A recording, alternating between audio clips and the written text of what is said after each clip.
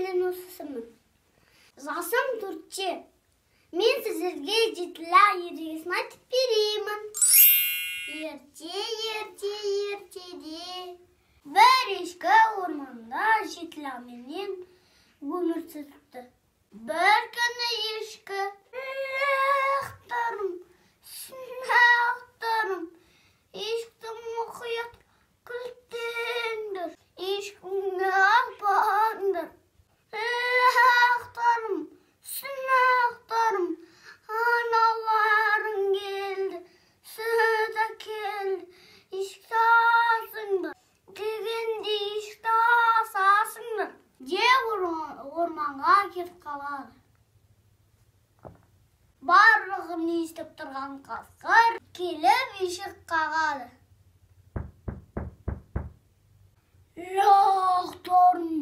Шынақтарым, ешкі асыңдар, аналарың келді, сүт әкелді, дейді.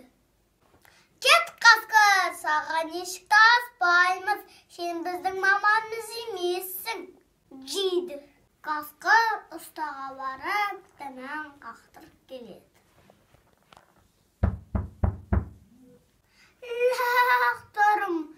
Сынақтарым, ешкі асыңдар, аналарың келді, сүт әкелді. Дегенде жетілік ешкі аш сезереді. Қасқыр 6 лақты жеп қояды. Бір лақ пештің артына тығылып қалады. Ешкі келсе, ешегі ашық, лақтар жоқ. Ешкі еңіреп жылайды. Бір кезде пештің артынан Қытай лақ шығады. Барлығын мамасына айтып береді. Жылап еңіреп, екеуі қасқырды іздеп орманға барады. Бір кезде алдынан қасқыр шығады.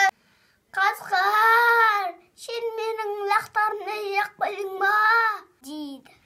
Ол жеген жоқпын, дейді. Ешкі қуыққа көшіп, апанға секіріп ойнайық дейді. Ешкі жүгіріп апаннан секіріп кетеді. Қасқыр қарнын көтере алмай апанға құлайды.